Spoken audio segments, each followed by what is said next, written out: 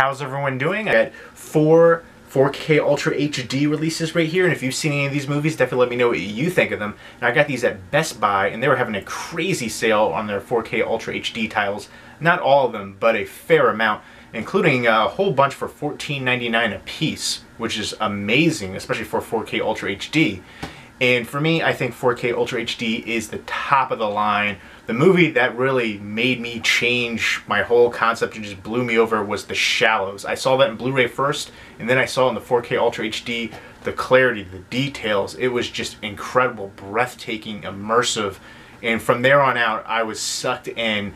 And I think 4K is definitely the future. It's the top of the line if you want the best quality out there. And yeah, they had a whole bunch of ones for $14.99, including the Suicide Squad Steelbook. But I thought the artwork for that was just butt ugly. I couldn't have that in my collection as much as I would like to have it on 4K. That artwork is just hideous. I have the standard Blu-ray already for it, and I didn't love the movie. I liked the second half a lot better than the first half. The first half, ugh, was just kind of a mess. It was so muddled. But there's a lot that I could criticize about the movie, but it still had its merits. It was decent popcorn, comic book, action entertainment. But anyways, I digress. I ramble a lot, which is why I tend to edit. I'm not going to edit this video, so we're just going to go with it and leave it in. So I got 4 pickups. I was trying not to splurge too much because just paid bills, rent, utilities. I'm adulting. I kind of hate that term, adulting. I mean, whatever. Again, I don't want to ramble and get on another side tangent.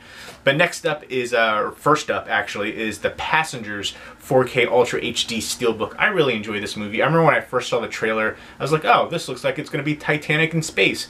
And it kind of is, a little bit. There's elements there. I really like the 2 leads, Jennifer Lawrence.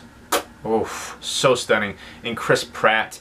Now, I will say, I'm a big fan of Jennifer Lawrence, but in a couple movies I've seen her in, it seemed like she was just kind of phoning it in. Like X-Men Apocalypse, Age of Apocalypse, I thought she was just kind of phoning that performance in. But overall, I'm still a big fan of her. Chris Pratt's come a long way. But yeah, I enjoy the heck out of this one. Great visuals. I thought this looked stunning. Again, I like sci-fi. It's my second favorite genre after horror.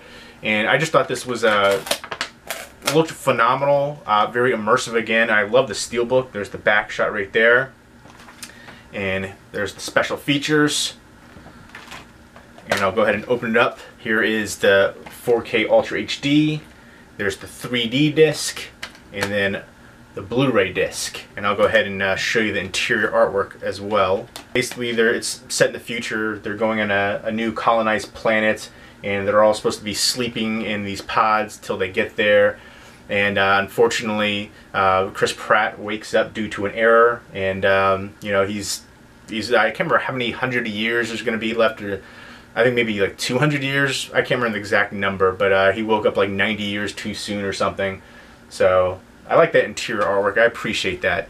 And this was, I think, 28 bucks. So this wasn't one of the ones that was on sale, but I really wanted to get this one, so I had to pick it up. I did enjoy the movie, and I wanted to revisit it and check it out in the 4K, which I thought looked amazing. And a beautiful glossy steelbook for it. It wouldn't be in my top 20 of 2016, maybe my top 25, I would say. But I still enjoyed the heck out of it. You know, I'm really picky when it comes to making those lists. So I saw a lot of foreign international films that I really enjoyed. So those ones are pretty much the top ones on my list. Although there's a few really good US ones that really surprised me too. Next up is Lone Survivor, the first in the Peter Berg, Mark Wahlberg based on true story films.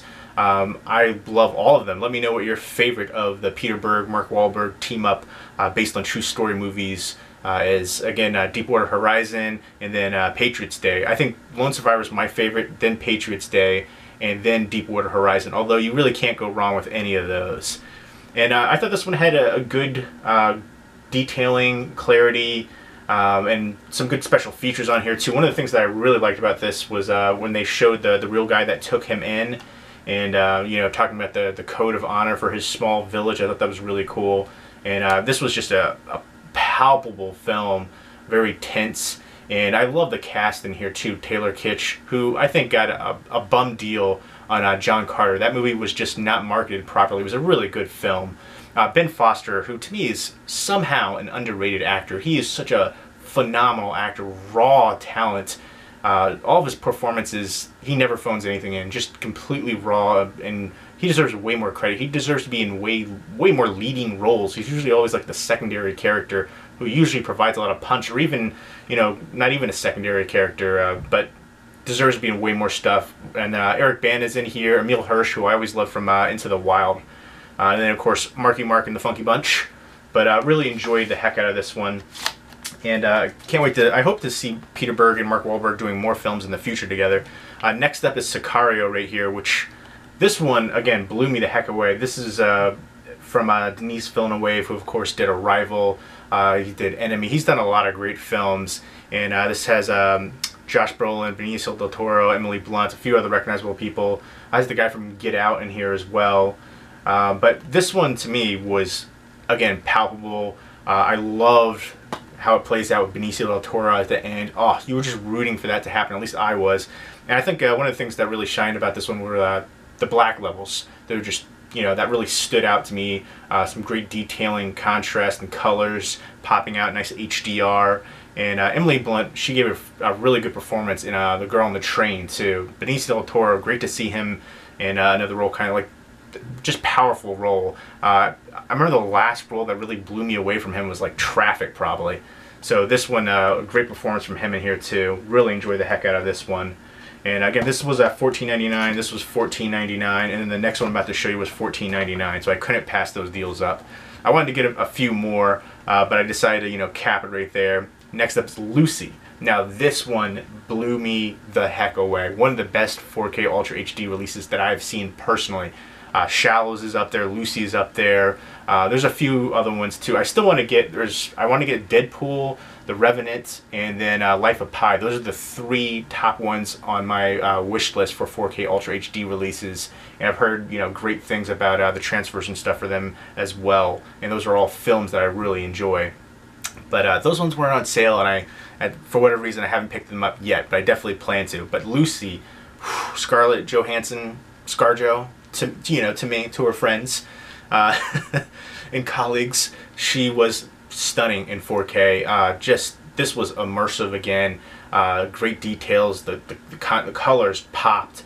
Vivid. Great action sequences in here as well, which really stood out. And just, again, the whole movie was, you know, pulsating, pounding. I really loved her kicking ass, taking names. I like Morgan Freeman in here as well. He's great in everything he does, but this one, to me, is one of the best 4K Ultra HD releases out there. Top 5 for me that I've seen so far.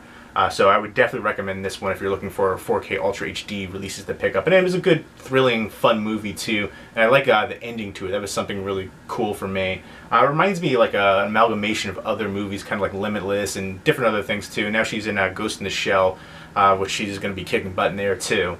So there you go. Incredible 4K Ultra HD release for that one. So let me know what you think of these, if you've seen them, and which one is your favorite pickup out of these 4. And let me know what 4K Ultra HD releases I should pick up to add to my collection as well. Leave me a comment or video response down below. Hope everyone's doing well. Take care.